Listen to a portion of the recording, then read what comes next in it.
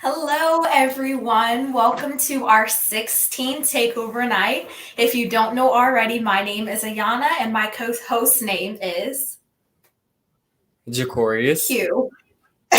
Q. And we are so glad you decided to tune in tonight and to our very much needed conversation. I'm really excited because we have an amazing lineup that we prepared for you guys tonight, discussing multiple important topics, including colorism. So, we are part of a 6-week internship for Clever Communities in Action, which we have really enjoyed. And I'll let Q tell you more about what CCIA is and what we do. Okay, so CCIA is an organization that promotes culturally affirming literacy to the youth. Miss Star and Miss Arani created us and brought us in as influencers to speak upon topics.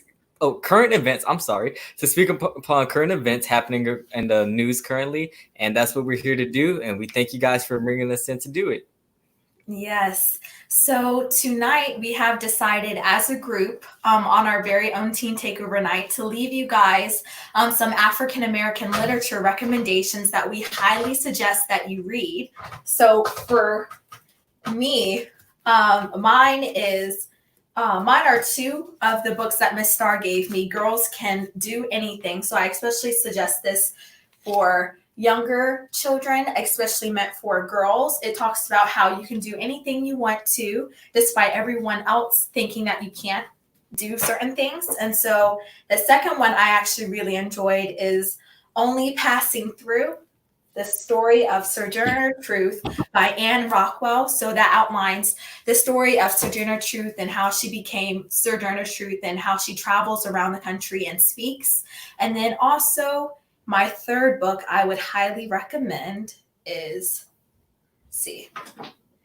the autobiography of Malcolm X. And so I have the book, but I couldn't find it. But it's the autobiography of Malcolm X, and it tells the story of his life and everything he's done in a story format, which I really enjoyed. So, Q, I'll let them. Yeah, you can go. Um, so my first book is one written by my dad, Fire Trucks and Friendships. That will be my first recommendation.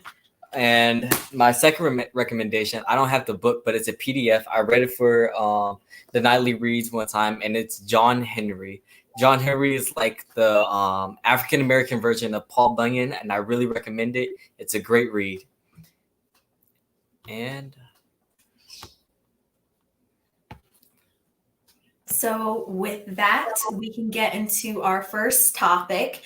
So, our first topic is the construct. How has the history of colorism bled into our standards of beauty in today's society?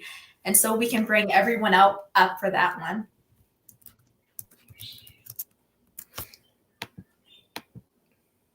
Hey, how are you hey, guys? Hey. So we have some topics lined up for our viewers tonight. So I'll go ahead and repeat the questions since now you guys are up here. The construct: how has the history of colorism bled into our standards of beauty in today's society? So we can start off with Jameer. Okay.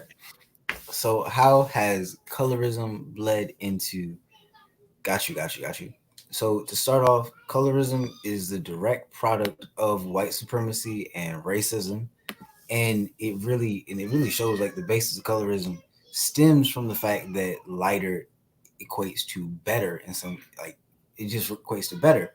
And we see that especially when it comes to beauty, where women are subjected to the fact that to the idea or the concept that the lighter you are, then the more feminine you appear, and the more you're to be desired. Whereas when it comes to men, then it's like the darker you are, then the more masculine you are, which stems from a fetishization that also comes from slavery and just white supremacy. So colorism is so entrenched in society, in our American society, that it has black people doing the same things that was done to us forcefully, and it's a cycle that isn't broken out of at all. And that's how we get these tropes of having good hair or having good skin, or just saying things that aren't conducive to actually the movement of liberation for all Black people and love for all Black people. And instead, it's liberation for the Black people that I find desirable because white supremacy wants me to find those people desirable. And with that, I'll drop it off to Paul. So there he is.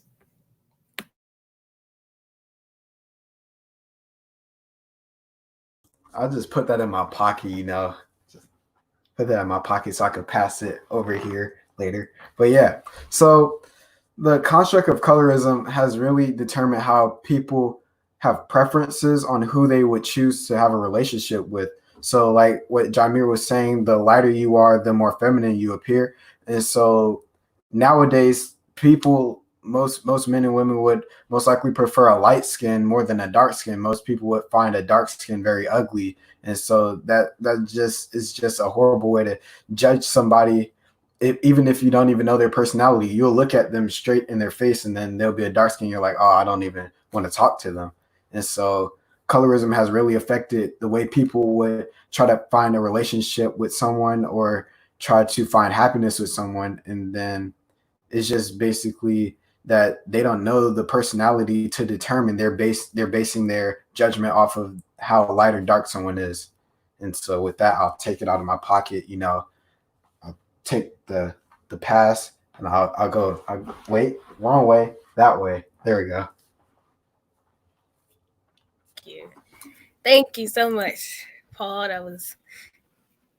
Got it.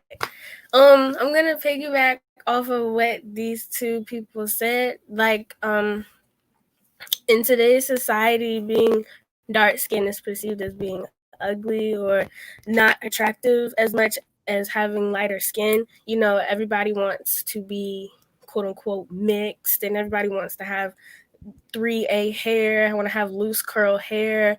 No one wants to accept their that coarse hair and tight curls is also beautiful, and that has put a strain on society, and that has put a burden on women these days, and especially young girls, because there are not a lot of role models that look like them or that act like them in a positive way. We didn't, I'm gonna say this, but we didn't really get an African American princess just a couple years ago. It took them a minute just to have Princess Tiana, and that's the only representation of that in society.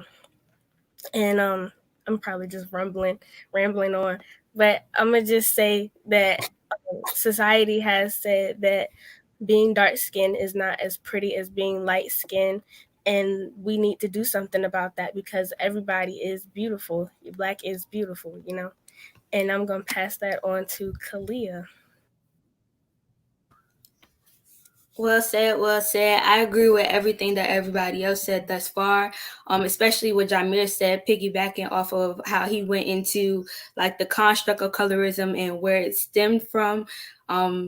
As we all know that back in slavery, darker skinned men and women were placed into the more physical, more laborious work. So it automatically deemed darker skinned women as more masculine, as more of a brute, because they were placed out into the field to do more of that brute work, while lighter skinned women were placed in the house because they resembled the wives of the master so much that they were trusted to take care of the children, that they were presentable enough to host their guests and stuff like that. So when you think about those, it'll automatically give a broken people an air about themselves, that because they trust me with their children, that because they trust me to host their guests, that I must be better than them. So to grow up with generations and generations and generations of that same rhetoric, to grow up with generations and generations of that same belittling darker skinned women while raising up lighter skinned women, it just brews into what people deem as pretty today. So a lot of people will go get those bleaching creams to make themselves lighter, will go get those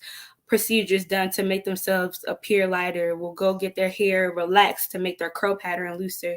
And it all just bleeds into what people deem as beautiful. But it's all about representation, because I came from a family of very beautiful dark-skinned women. And my whole goal in life was to be dark-skinned. Like, I'm not that light, but I was lighter than most of my family members. So I had my great-grandmother, my grandmother, a lot of my aunts who were very, very dark.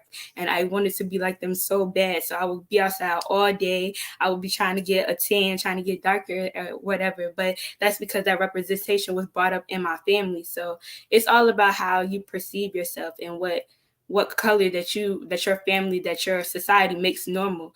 So it's up to us to deconstruct that and tell everybody that whether your hair is 4C or 2A, that it's all beautiful, it's all good hair. Whether your skin color is super duper light or super duper dark, that's all beautiful. It's all good skin. Like, everything is good in the eyes of the beholder. And with that, I'll pass that up to Q.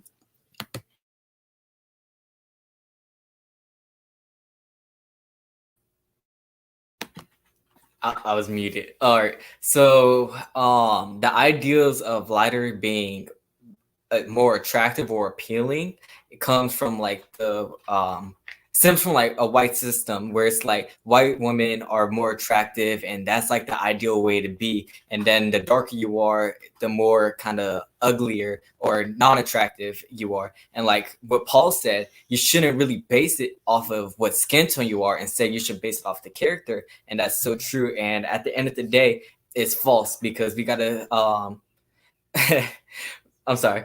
At the end of the day, you got to sit and then focus on the person's character and then how they act. Do you like them for who they are instead of what shade tone they are? And for people who are kind of concerned about, oh, maybe I'm too light, or oh, maybe I'm too dark, like who's unsure about their skin tone, you got to love yourself and love who you are and know that you're beautiful, light, dark, mocha, milk chocolate. It doesn't matter. You're beautiful. And so with that, I'm going to pass that on to Ayana. Okay, so I most definitely agree. So colorism to me is a subliminal mindset that has gone back centuries from slavery, like Kalia was saying, where the lighter women, they were kept in the house, and then the darker skinned people were out on the plantation. But our circumstances have changed over the years, but our mindsets remain the same. So our minds are still chained down by slavery, although we are physically free. And when I visited the African American Museum in DC, I learned more in depth about the paper bag test, and how they had groups for those who were lighter than the paper bag, and then those who were denied access. And so even though these instances were hundreds of years ago, but colorism is still prevalent in today's society. I go to a predominantly African-American high school, and colorism is definitely present in schools. I've had multiple experiences where people are attracted to me because they see light skins as pretty, and they diss people that are darker than I am. And people always say they would rather have a light skin than a dark skin because they are still in the mindset that lighter is better and that darker is worse. And it's been ingrained in our minds for centuries, but that's something that needs to change. And our community needs to learn that all shades of Black are beautiful. And so with that, I'll pass it on back to Q.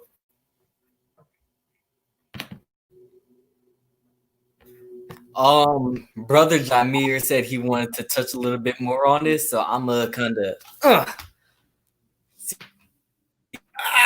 give that. Got it. Okay. Cool. It was a little bit high, but I got it. You got to work on that aim a little bit. But I really wanted to go back in these questions because your sister brought up, she said, what are some examples that you see of people trying to reverse colorism? And then also, I think this was your dad, and he said, what are some positive attributes to darker skin tones? And we can talk about colorism, but recently, I'd say since like 2016 onward, there's been this research, like this appearance of like Black love, and especially of melanin itself. And I feel like that's kind of unique to our generation because we see darker skin as being like a thing of beauty. Now there are people who hide behind their preferences, and which is just colorism, but they say no, I just like somebody who looks foreign or something like that. But there are a lot of people out there who are really affirming themselves and loving themselves, and that's what we really want to see. So when it comes to like what are some positive attributes to darker skin tones, I would say that when it comes to like clothing wise, darker skin tones really like look really, really, really great when it's like really vibrant colors, like yellows, oranges, reds, pinks. They pop like that. They pop. So that's one. And then there's also the fact that you don't have to spend that much money on sunscreen. But then again, you should still invest in sunscreen because you're not immune. You just got a resistance. And I will say that a thing to reverse colorism would be just the overall spread of the love of melanin, especially among Black women, which I really like. Like my mom and my sister, they both have shirts that just affirm their melanin and just know that they're royalty and they're queens, like they said in the comments earlier. So I just wanted to touch on that because colorism is bad, but Black people are working to sort of unpack and move to a world or Black society that understands it's bad, and we're correcting it. And it's slow, but it is happening. And with that, I'll toss it to Kalia. So Yes, I really enjoyed that question and I enjoyed your answer.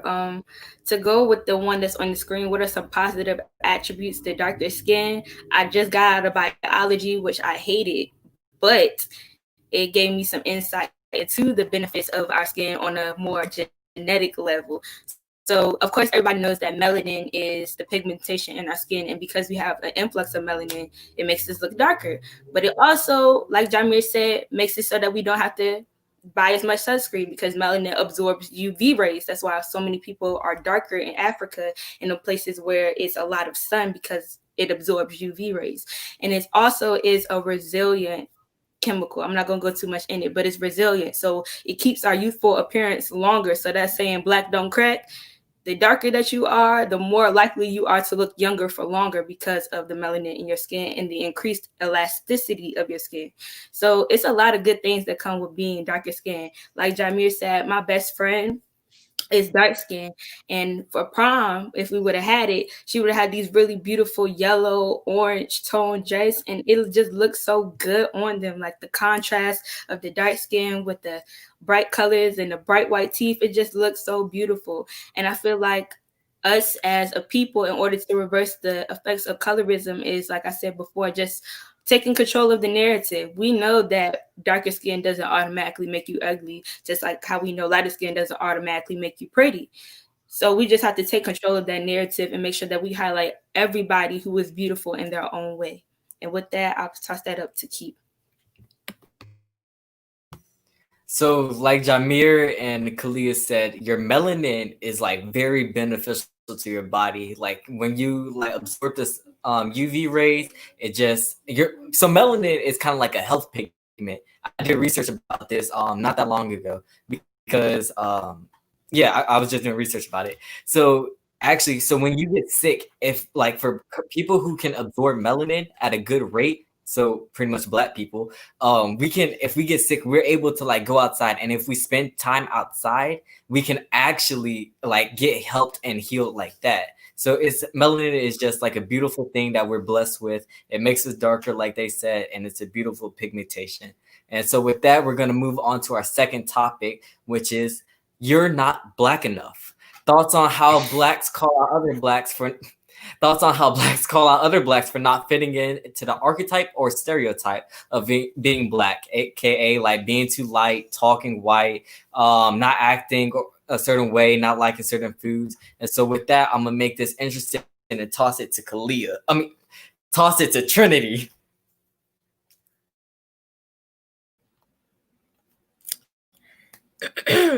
Okay, so I absolutely hate this phrase to the bottom of my core. It just does something to me. Like I just growing up, I went to I went to a all Black schools and stuff like that, and I was pretty smart. And then I played orchestra for like a long time, and a lot of my friends was like, "Oh, you're not Black enough because you with them white kids and you playing orchestra, yada yada yada." So me being young and wanting to fit in, I quit because I didn't think I was Black enough to hang out with my friends because I played an instrument, you know. and which was a mistake because that's not what you should do growing up. If you love something, you should do it, even if you're not quote unquote Black enough.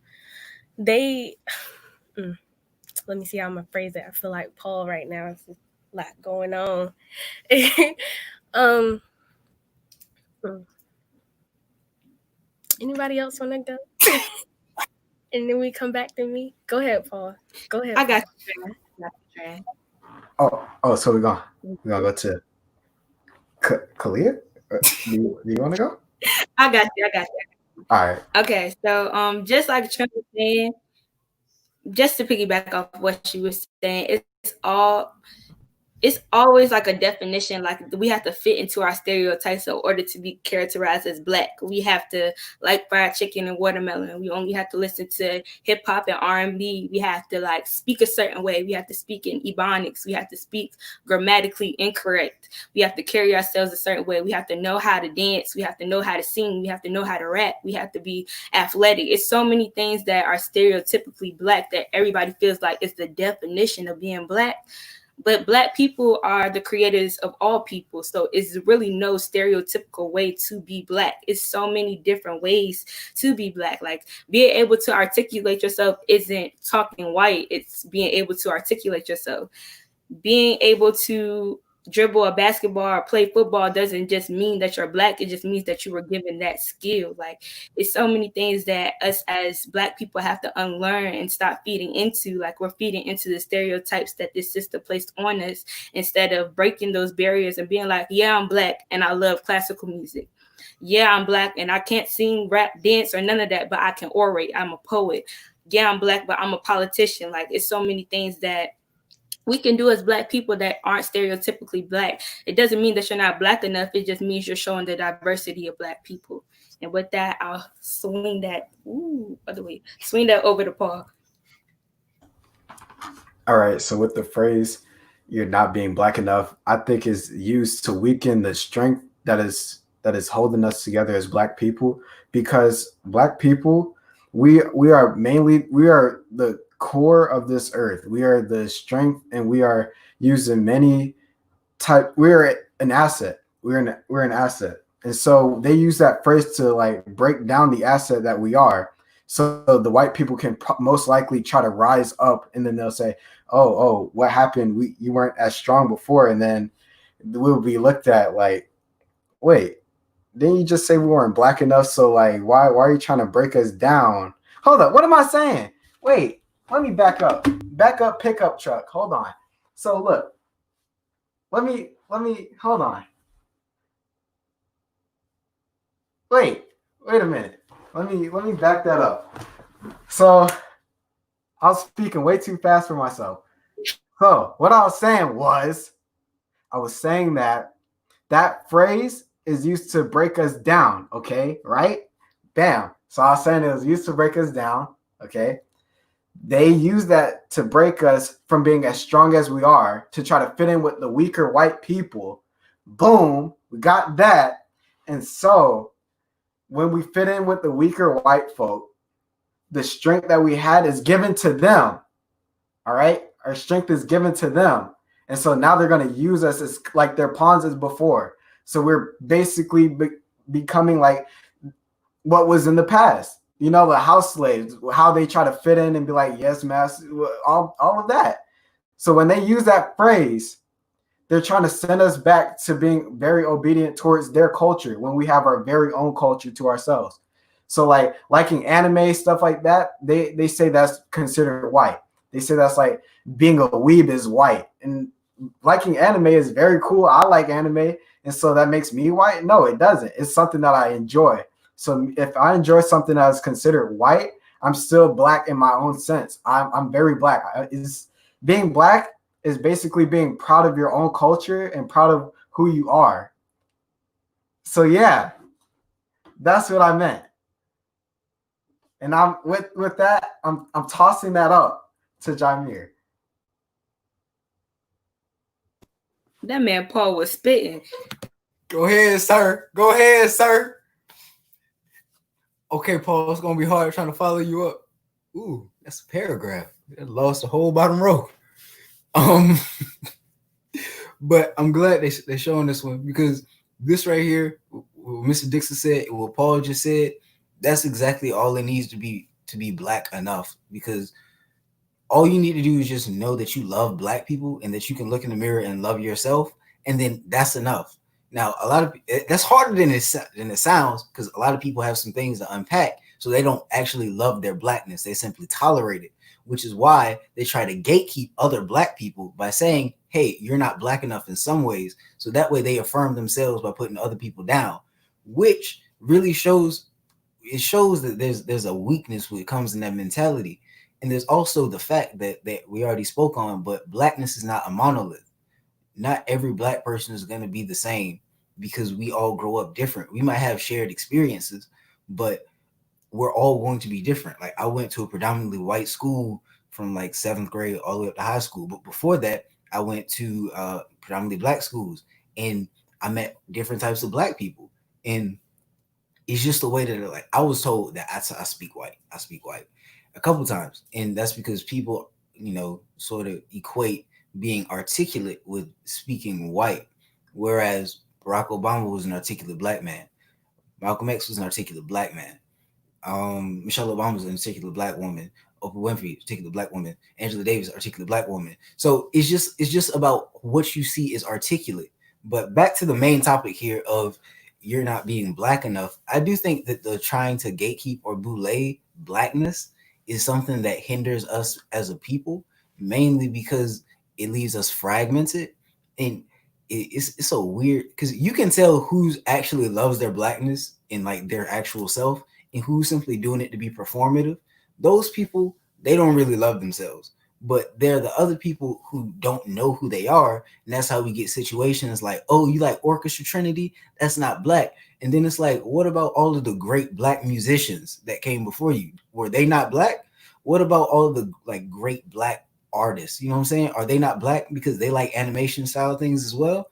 And it's a level of ignorance that comes because black people have been kept away from so many things that we're great at, like Paul said, to where we equate that with being white, which is why we get people thinking, oh, well, if you like playing the piano or you like playing the violin, that's white people stuff. It's like, no, it's not. Black people are the ones who revolutionized playing classical instruments, and that's how we got the music we got today. So it's really about learning who we are as a person and as a people. Like, there's so much of our culture that's been willfully hidden from us or morphed into a perverted version that they give to us. So then when they do tell us that, and when we do regurgitate that to other black people, we inflict violence and harm on our own selves, mentally, because it's like we're holding each other back from the fact that all black people are different. And the reasons why we're different and the different skill sets that we have is the reason why being black is so great, because it's like all we do is just come out of the ground and just produce and inspire and create so much beauty. So for you to try to like discount that as being like, oh, that's not black, it's kind of like a slap in the face to everybody who came before you and everybody who's coming after you, because who are you to decide what is and isn't? Just like calm down and look at yourself in the mirror and be like, am I comfortable in my skin? And that should be all that's in your purview. Whatever somebody else is doing is of no cast or friendly to you, and you should just stay in your lane. And with that, I'll kick it to Ayama. Wow, Jamir, that was powerful. So there are multiple stereotypes associated with the color black, and those who don't fit the stereotype all the way aren't considered black enough. And being too light, talking white, not liking certain foods and music makes people consider that you are not black enough. And I have often been accused of talking white, but what people don't understand is being articulate shouldn't take away my black card. Our oppressors want us to be in the mindset that we as a black community should stick to using slang and talking black, when really we as a people have to understand that black people can be and should be able to speak articulately without question. People associate watermelon and fried chicken, like Kalia said, with being black. And if you don't like them, then once again, you are stripped of a fraction of your blackness. And it isn't what we like and what we don't like that makes us black. Our skin color and our love for ourselves does. And no one should be considered less black than one another. And so with that, I'll pass it on to Q. Wow. All right. So I'm gonna just kind of like touch on how everybody said the way that people talk. But like, first of all, I want to say I hate the term, oh, he's not black enough, because I'm black and Mexican. So I often like kind of get accused like, oh, he's not black enough. He's not this. And I can't stand that. But just like to touch on how everybody was saying articulation and how people like question your blackness, it just kind of shows how broken down the black mind frame is. How we compare having broken English and not being well spoken to being black. Like, why can't we be able to be well spoken and be educated and be doctors and lawyers and be black enough? But instead, why do we have to be rappers, drug dealers, have to be good with a microphone or a ball to be black enough? It makes no sense. And like I said, it just shows you how deteriorated the black mindset is. And to me, colorism is a system in place by white people to divide the black race, because there's no reason we should be debating and arguing over someone being too dark or someone being too black or too light. I'm sorry. And it just makes no sense. And then black people taking that and then running with it and questioning if somebody's black enough is just pitiful, because instead of building up our race, we are yet and still dividing. And that's how we are not going to make a change. We're going to stay at the same place where we are at, and we're not fixing anything. And so with that being said, we got to focus on is not whether if somebody's black enough, that makes no sense. Whether we got to focus on is, are they down for the cause? Are they down for the community? Are they going to be out there protesting when we need protesters? Are they going to be out there trying to make a change? Are they helping us, not just sitting around doing something? If that's probably questioning something. Like if they're just like, oh, the George Floyd situation, it wasn't me. That's when we question. Not as somebody like how Ayana said, not as somebody doesn't like fried chicken or doesn't like rap music. That's stupid to question somebody's blackness. But instead, we got to look at what they're doing for the community. And with that, we will go into our intermission. And I'm going to take everybody off the screen. So Kalia and Trinity. Not take yourself off the screen before you're done talking. All right, so before I get into this intermission, it was some questions that I saw that I would really like to answer that I saw in the comments. So if you guys see us looking off, it's because y'all dropping huge paragraphs into the comment section and we're trying to read it and keep going. So this one, how big of an influence do y'all think corporate plays into the idea of you're not black enough, and how can we begin to change the narrative? I feel like corporate has been playing a big role in that since like before we could even be conscious of it. Like I said, people feed into stereotypes and don't even know where they stem from. Like the stereotype that black people are in love with watermelon came from white people trying to oppress free black people after everyone was emancipated and going into Reconstruction. All that was to basically, watermelon was a symbol of the free black man, and a lot of black people were growing watermelon out of emancipation as a symbol of liberation. And so white people turned around and demonized that. They created whole songs about the ice cream truck song is really originated from the watermelon song that was made as like a racial slur towards black people. It's a whole lot of stereotypes that we feed into that continue to be pressed on in popular media. But the way we can change that narrative is being confident in yourself, ensuring that no matter what you do, you are strong in it. No matter how dark or light you are strong in it. So if you want to be a ballerina when you grow up, be that ballerina. If you want to be a politician when you grow up, be that politician. If you want to be a neurosurgeon, be a neurosurgeon. Your career, what you choose to listen to, your hobbies doesn't dictate your ethnicity. What dictates to me blackness is like what Q said, being able to stand up for other people who are just like you, standing in solidarity with people who look just like you, being comfortable and being black, like Jamir said, like being comfortable being you. And so with that, I ain't gonna take too much of y'all time. I'm gonna go ahead and get my books, you know what I'm saying, hop off my soapbox. So my first book for you guys is Keith's Heart. It's written by Keith Wati Jr., I think. But I got this from a City United convening that I went to. It's about a young African American male who, like me, lost his father to gun violence.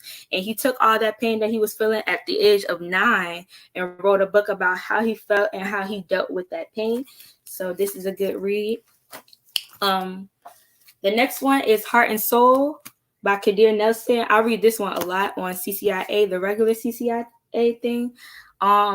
It's basically detailing the history of Black people in like a children's book, very illustrated type way.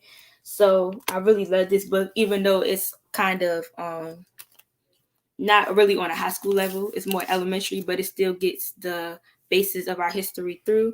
And then for a more grown-up adult version of reading, we have Celia, a Slave, and it is the story of a slave who went against her master, ended up rebelling against her master, and was put on trial in one of the most revolutionary cases to plague the racist South at the time. So this one's a more of a heavy read, no pictures, but it's still a good read. So with that, I'll pass it over to Trinity.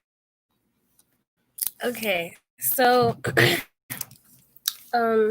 we have Rapunzel. I had read this one night before for one of the weekly reads. It's just an African American spinoff to the regular Rapunzel story, and retold and illustrated by Rachel Isadora. I also have chapter novels. So this one is called Monday's Not Coming, a novel by Tiffany D. Jackson.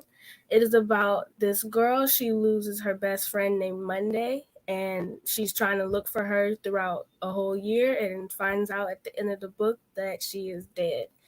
So this is a great chapter novel. I really enjoyed that one. And also I have The Hate You Give, if everyone has not seen the movie or even heard about it. It is about a girl trying to get justice for her best friend that was killed by a white police officer, and she's basically trying to get justice for him, and she's going through all the motions and stuff like that, mourning his death and everything. So that's what I have. All right, and so we're going to bring everybody back up so our host can get us into the next topic.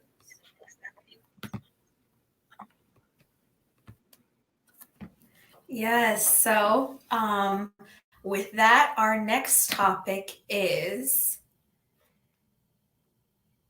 what is the best thing about growing up as an African American teen in America? And so, like you did, let's do something interesting. Let's go to Paul.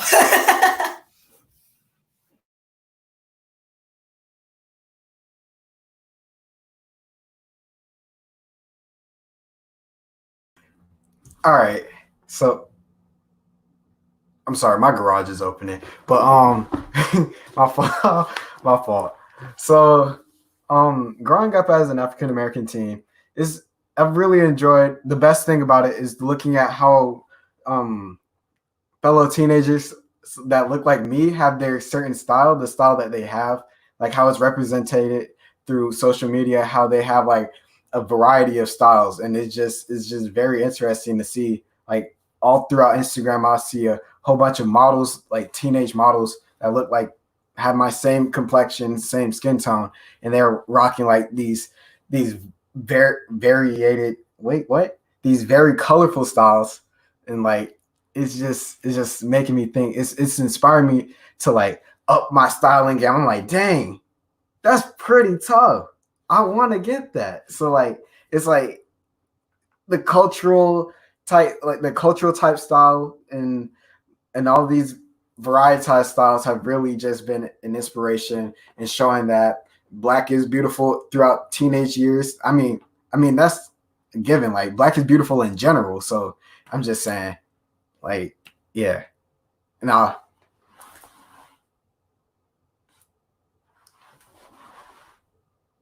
That was a backwards pass, Paul. Paul, where are you going, honey? Oh, this way. My fault. We should have rehearsed that. I thought he was doing a behind the back real quick.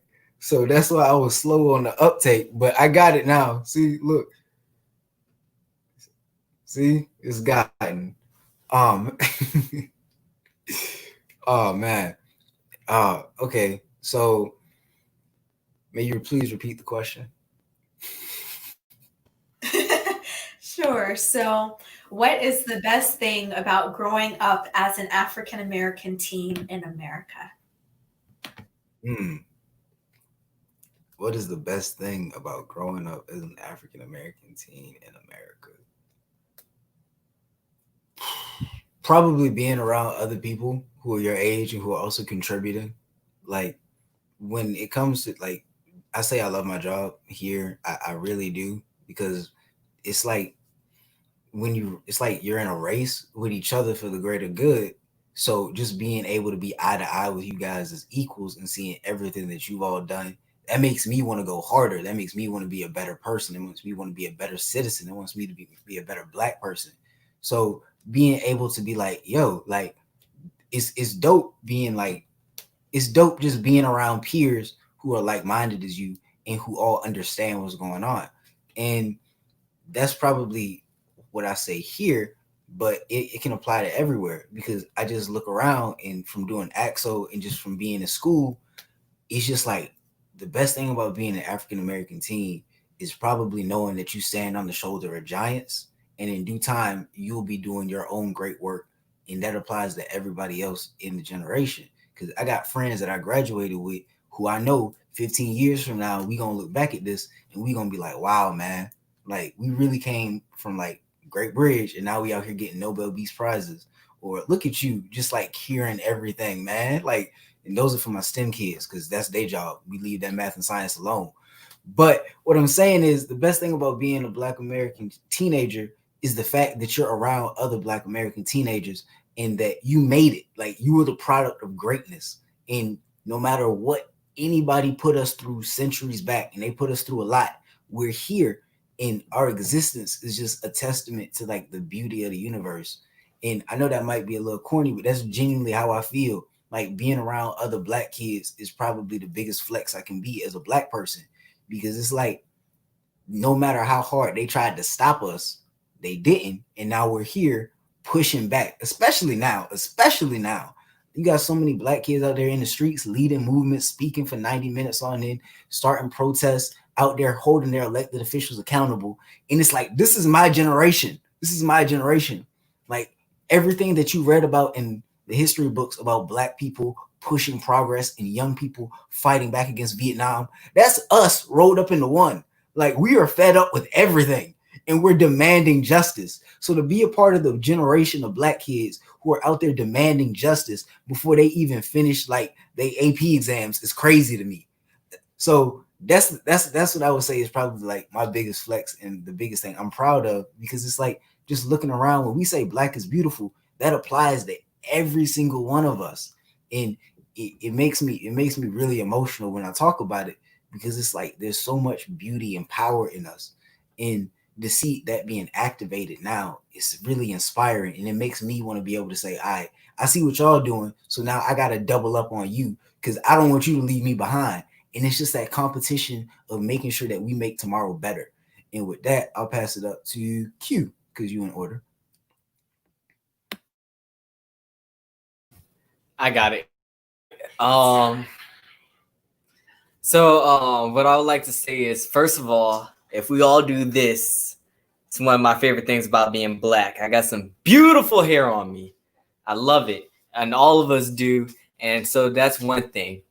But another thing I love about being Black is pretty much what Jameer said, our ancestors, to see how far they came and how far they'll come to try to better us and try to give us, the younger generation, how unselfish they were to try to give us a better opportunity. And I just love seeing that. And so just like seeing that right now, like pretty much I'm piggybacking what Jameer said, because it's like the best thing about growing up Black, just seeing like what your ancestors did is just so amazing. And now we get the chance to try to do that and even more, because now we looking at history and we're looking at the news, and this is sad to say, but like 4 people within a week got hung on trees. And so we can see that from 400 years that we've been here, five, wow. So for 400 years we've been here, we have change, but there's little change. We're denizens of this land. Denizen meaning we have only certain rights, but we're foreigners to this land. We don't have everything. And so now it's up to us. It's up to the virtual village and for the next virtual villagers and the other people outside the virtual village to try to gather together and to do more. And so with that, I'm gonna go ahead and pass it on. Yes, vocabulary. Okay, teaching us new words and stuff.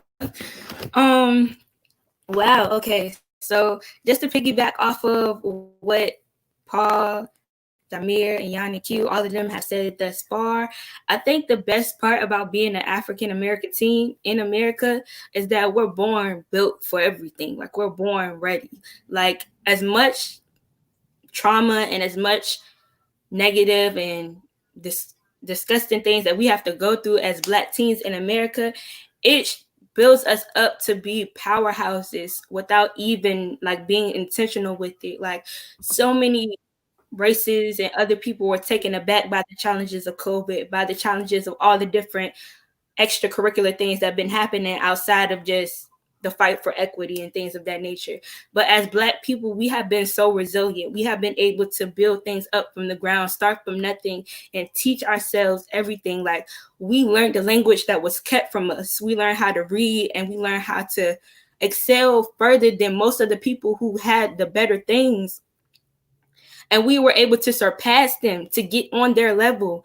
And they kept that from us. Like so many people don't even understand, like they weren't trying to teach us how to read. They weren't trying to teach us how to write. They weren't trying to teach us the mannerisms and everything that they had. All they were trying to teach us were their spiritualities and their ways of cultivating.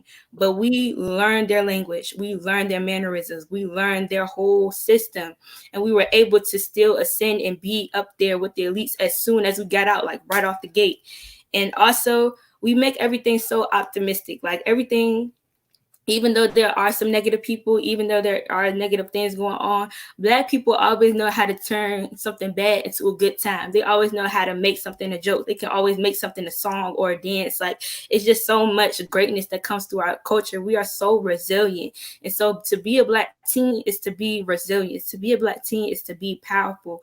To be a Black teen is to be somebody that can persevere through anything, in the face of anything. We're graduating in a whole pandemic and we still get up here and we smile and we are proud to be who we are and we are proud of what we did. To be a Black teen is to be support. To be a Black teen is to be love. And I love being a Black teen. So with that, I'll pass that over to Trinity. Wow, I don't even know what to say no more. Like, dang. So, so the best thing about being a Black teen in America is that we have the mindset now that we have to make an impact, that everything that this law is not right, that this thing is not right, that this is not right. And we have the mindset that we know that we say that this is not right, so we need to change it. I love that, like I have acquaintances that have put on protests, who have wanted to start to sign petitions for certain things. And I just love it that I'm a part of this generation that wants to do something good. You know, I saw this tweet on Twitter and it was like, this generation won't ask to get their meal corrected, but will construct a whole protest. And I was like, yes, that is right, because I will not ask to get my meal corrected because I'm shy, but I want to start a protest, you know? And also the state of Virginia just initiated that we have a state holiday, which is Juneteenth. And I was like, that took so long just for us to get a Juneteenth holiday. My mom was telling me that. She was like, I got Friday off. I was like, Friday? I was like, really? She was like, yeah.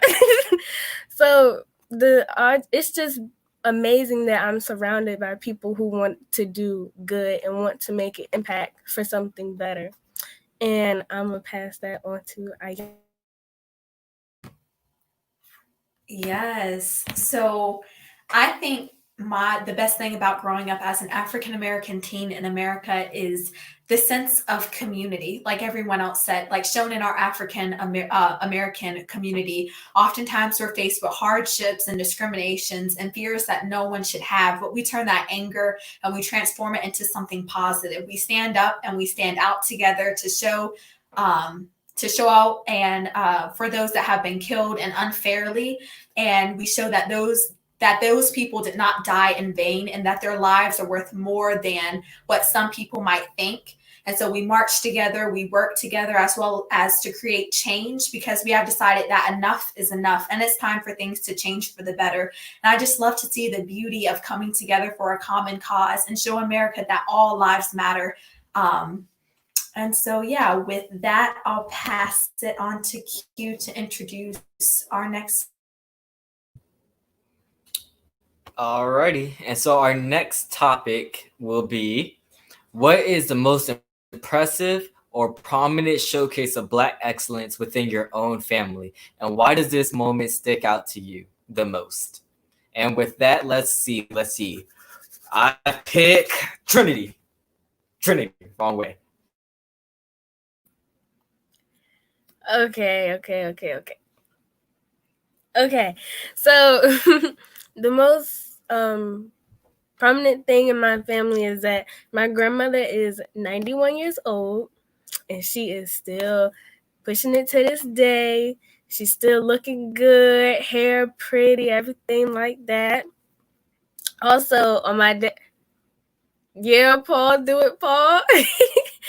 Also, on my dad's side of the family, we always put together a Kwanzaa celebration every year, and we've been doing this for like 3 years now. And that's just something that is so exciting to me every year, to do this with my family and to be a part of something that is historic, basically, and to get this as a tradition that I'm going to want to do this with my kids, and my kids going to want to do this, and I want to get my friends to do this with me. And now starting this year, well, not starting, but we're going to start making it a thing to start celebrating Juneteenth as well, just to acknowledge it, in the house, or to acknowledge it on social media to other people. And with that, I'm going to send that to Jamir. That is not how the order of things have been working on this show for the past 52 minutes. But okay. All right. Oh, man. This is a hard question, and I don't like it. I said it before, but it's because you can't really, it's so much greatness that goes on, especially just like, okay. All right. Whew. So I would say biggest accomplishment would two things. It would be the fact that, same vein of Trinity, is that my great grandmother, Mrs. Carrie Mintz, is still alive. She's 93 years old, and she is like living history because she's been through so much since the 20s, 30s, 40s, 50s, 60s, 70s, 80s, all the way to the new millennium. And that's just a lot of knowledge, a lot of sights to see, a lot of things to know, and just a lot of emotion, to put it plainly. So just to like have someone like that around and just in the family is so beautiful. And like I really appreciate my grandmother because she, like, I remember being like just around her when I was younger and just having that connection, like that generational connection. This was back when I was like 5, 6, 4, 3, you know how it is. And just to have her just bridge decades and feed into me the love and compassion that she's given to my grandmother and my great grandmother and my mother and my grandfather and just my whole family. So the biggest flex would probably be that I have a loving family and that like we pour into each other constantly and we try to build each other up, and we might get on each other's nerves and bite at our heels, but when it comes down to it, we go to bat for each other. So that would be one, because it was a hard question, and it is. Two would be that I recently started doing a family tree, and I got back to like 1840s, and just knowing, like, having a idea of like where it started in a sense, because just knowing who you are as a person is one thing, but knowing who your family is as a people is a completely separate thing.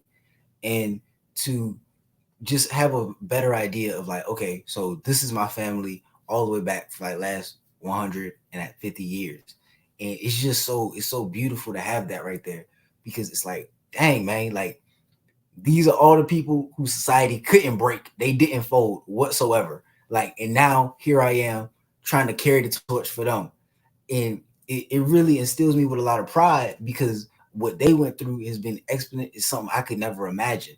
And just to know that like I'm here now and I'm the like culmination of like my whole family tree in a sense. It's really a lot of responsibility, and it's truly a blessing just to have that idea. So that would be what I would say is probably like one of the biggest flexes I would have speaking for myself. And with that, I'm gonna give it to Kalia, since we're not going in any particular order at this point. So might as well just do Now, something. wait a minute. I don't like this. I don't like this. But like Jamir said, it is a tough question, so I'm gonna do two as well. I'm gonna break it up into generations. So my biggest flex first is my grandma. I'm gonna lump them all together. My grandma, my great grandparent generation, that generation right there. I'm gonna lump them together because on my mother's side, I've had the best showcase of Black love that I could ever even think of. My great grandmother and my great grandfather on my mother's side were best friends since they were little, ended up getting married at like 17, were married their whole entire lives up until the very, very end, had 10 children. My great grandfather was an entrepreneur and a truck driver. And like, it was just such an amazing dynamic that I was just like marveled to be a part of that, such a great family.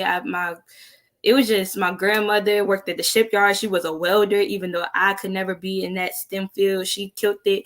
And so like, I was just like, it's a marvel to see. And then my grandmother and great grandmother on my dad's side, to have her pipeline all her kids through her job, which she was, she worked at the crab factory downtown Newport News. And so to pipeline all her kids, to give them their first jobs and to make sure that they were successful at a young age, it was just amazing to see. So to come from that lineage, to have my great grandmother here until about 2018 on my mother's side, and to have my great grandmother on my dad's side still here, having these history books like right here. Like, I thought all I could really learn from them was like what my grandparents were like when they were kids, and what my great aunties and stuff were like when they were kids. But to know that my grandmother on both sides lived through integration, like they were segregated up until they were 10. And so they lived through integration. To have my great grandparents go through the riots downtown when Martin Luther King died, and just to hear the history, is like crazy to me that I was able to live to see and hear their story. So that's one.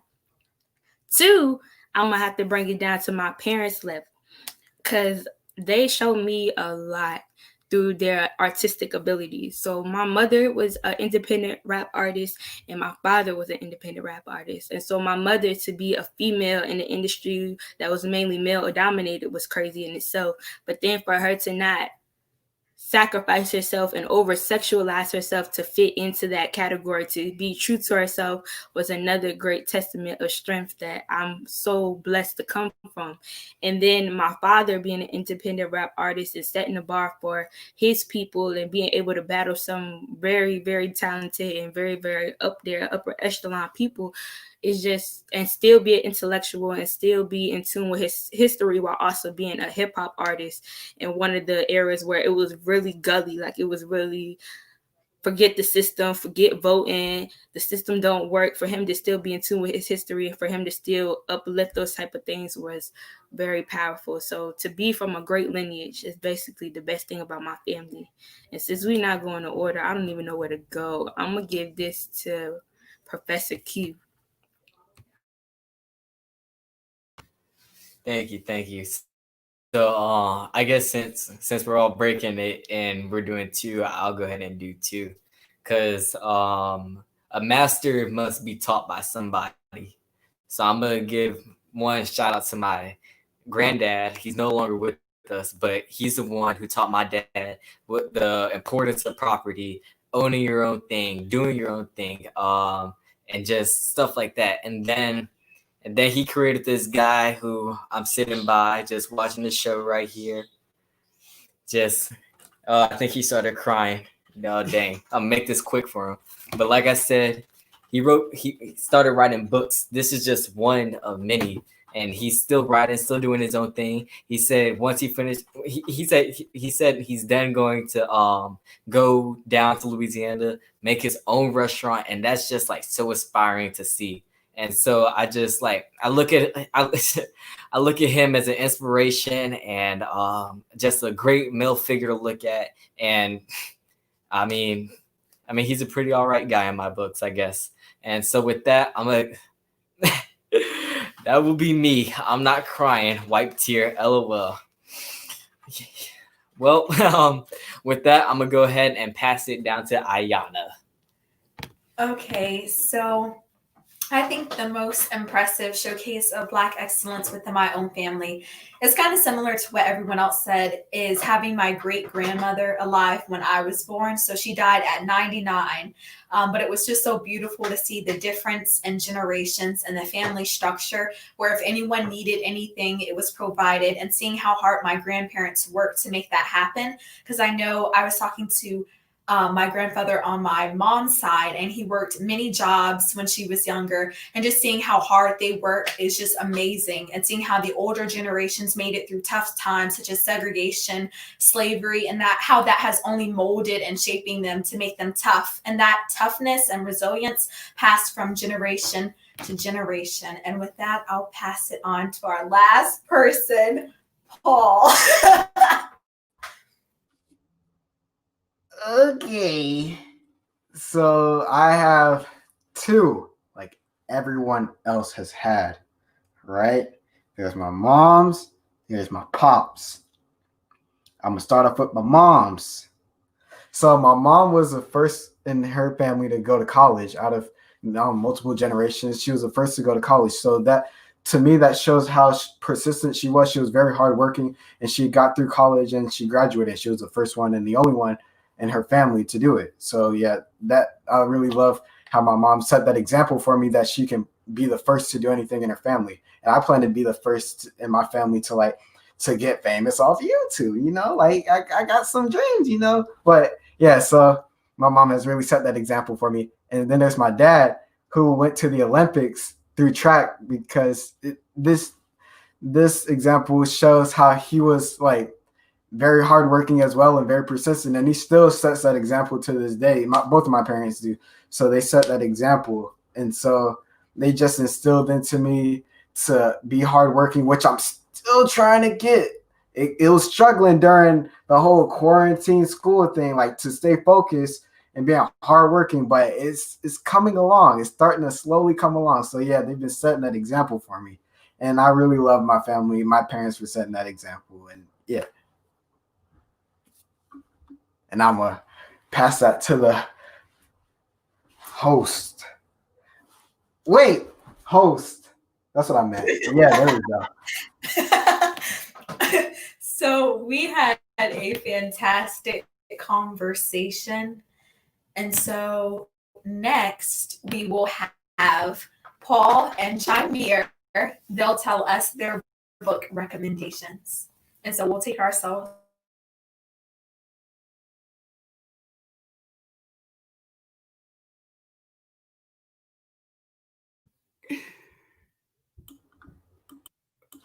You gonna go first, Jameer?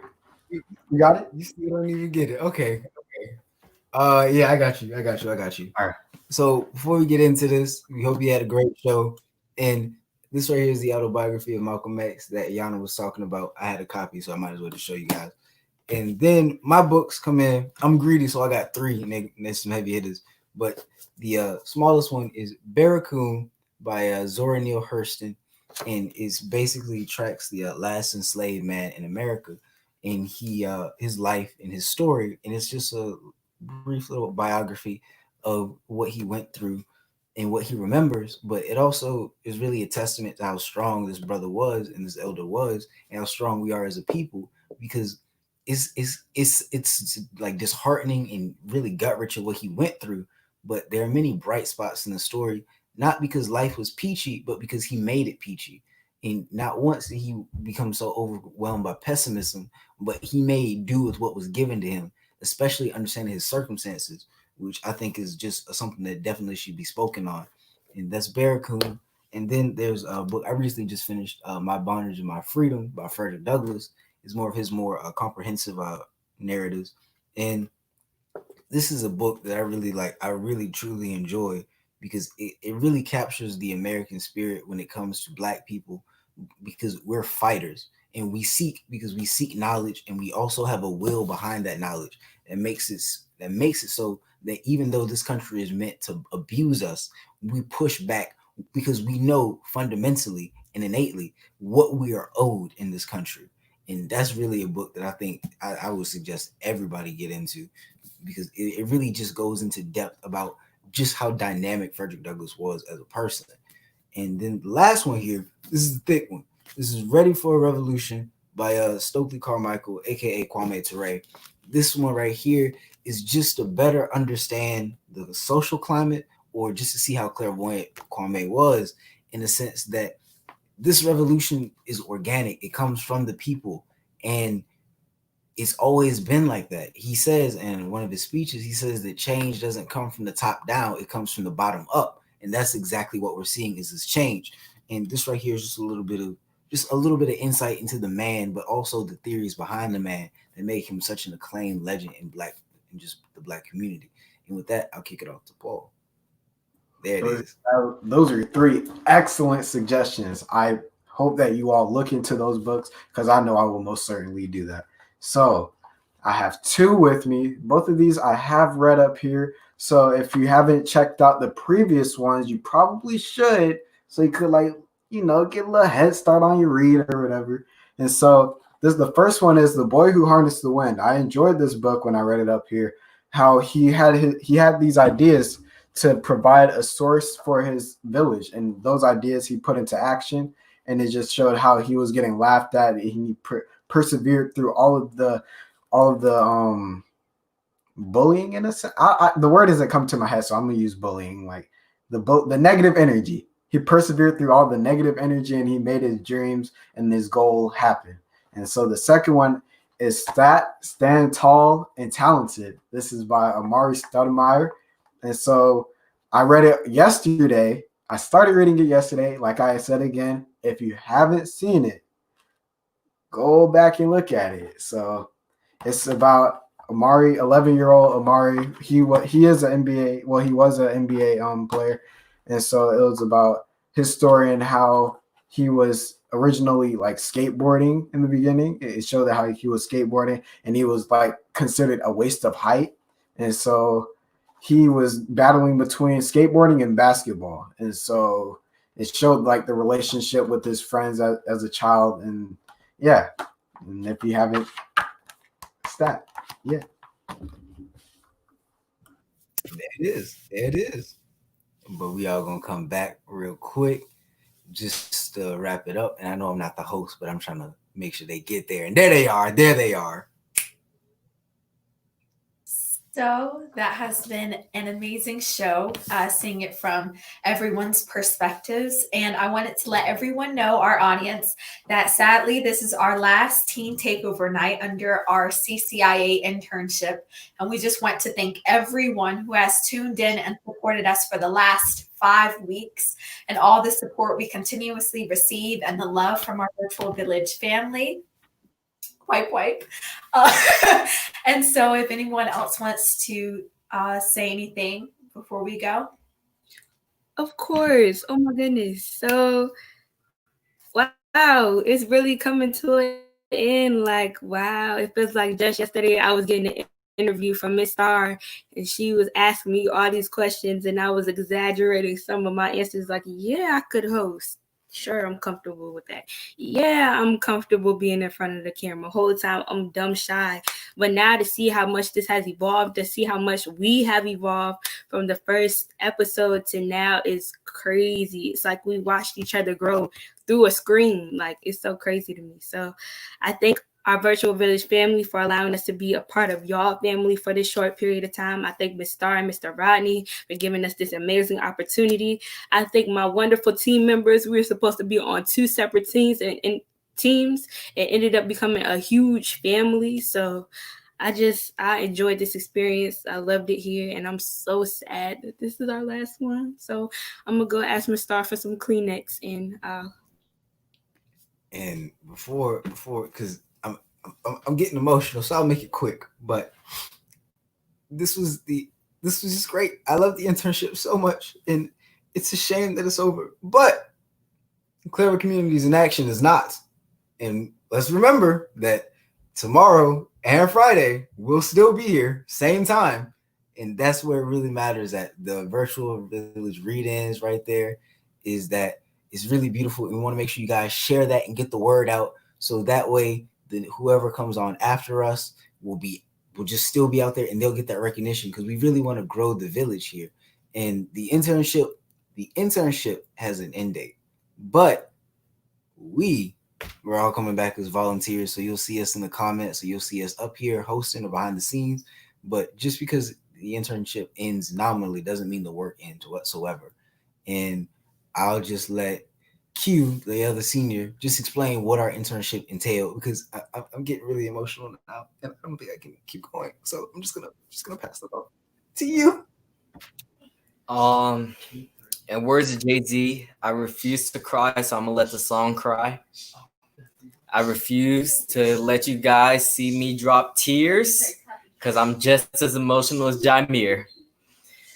So, with that being said, this wonderful internship took place. You know, we all got interviewed by Ms. Starr and Mr. Rodney. They gave us the wonderful opportunity of letting us come, and my man Jameer had to take a break from the camera, and Paul might need to do so as well. And so, with that being said, what we did was, me and Trinity, if you read, me and Trinity, we make the broadcast, we send out the links. Miss Ayana down there, she finds the talent for our intermissions. Kalia down there, she's an MVP because she makes our itinerary every week, and that is like, she's goated for that. Jameer, he's the other team lead. He's goated. He helps us comes up with the ideas. He helps us with the social media. So if you're scrolling through our Instagram, our Twitter, you know, that's Jameer's work. Paul, our hype man, our artist, you know, he does our virtual, he does our graphics, and it's just so amazing. Like, we found our niche in this little virtual village. We found our niche, and then we just worked, and then we thrived in it. And it's just like so amazing. And right now it just feels like the last episode of a sitcom, you know, it's just like, it's all over, but it's all good because I made not friends, but I made family. You know, all these people are like so close to me, and you know, if they call me, I'm gonna pick up. I'm not gonna hit the lower rocker and just like let it go to silent. So these people just mean a lot to me, and we thank Mr. Rodney, we thank Ms. Starr for this wonderful opportunity. And if anybody wants to say something before before I say that, if you copped a shirt, thank you. If you supported the Juneteenth calendar, thank you. Bless up. We are so gracious for that. But back to the emotional stuff. If anybody else want to go, please go. I'm gonna just sit back. I just want to say I'm grateful for this wonderful opportunity. I'm grateful to have people as guidance. Thank you, Ms. Starr, Mr. Rodney, for you're always going to be there. I can always call on you guys if I need guidance, if I need help with anything. Thank you for all these wonderful 5 other people surrounding me. You guys are amazing. It seems like I've gained another little family with my virtual village people, another little family, little handful family. I just want to say, like Q said, it's like the end of a sitcom, but we're gonna come back for a reunion tour. We coming back with it, new topics, new talent, everything. So just know, be on the lookout. Wednesday, 7 p.m. We gonna be back, y'all. This ain't over. If anybody want to say something. I'm weak at Jameer with the church fan, but like I said, thank you guys again for everything. Like Miss Star said, like all of them said, we are coming back on as volunteers, so you can't get rid of us. Y'all can't get rid of us. We will be here as always. We will still be here as volunteers. So if you guys need us for anything, Virtual Village, we are always going to be here. Make sure y'all tap into us because y'all cannot get rid of us that easy. I know y'all didn't think y'all was just gonna get rid of us. Like this was just it. Nah, we only one call away. So with that, I'll pass. Okay, guys. I'm gonna just say this. It's been a great thing. We all love the internship. We all love Clever Communities in Action, and we want to make sure that we continue to expand and grow as we continue through the summer and these perilous times or these treacherous times. And we want to make sure that we continue to push that literacy, which is why we wanted to share some books with you today, just so you were reminded of what exactly we do here at Clever Communities in Action. Let's push culturally affirming literature. Don't forget that statement. And with that, I bid you all good night. I love you guys. It's been great. It's been great. Wait. Before we leave, can we VV like at the same time? Yeah. All right. No. I see. No. I want a Wu-Tang. I want a Wu-Tang. All right. Hold up. You got it. Hold up. Okay, so are we VV? I mean, you can do both if you think about it, but I'd just be more comfortable with the bow. I'm sorry. I'm gonna go slow. Man, whatever floats your boat. Virtual But, Village. So the only game you can ever be a part of, make sure I stay a part of. It's the only game that you don't have to get jumped in to be initiated in. So make sure y'all join us. Make sure y'all come. There it is. CCI bow.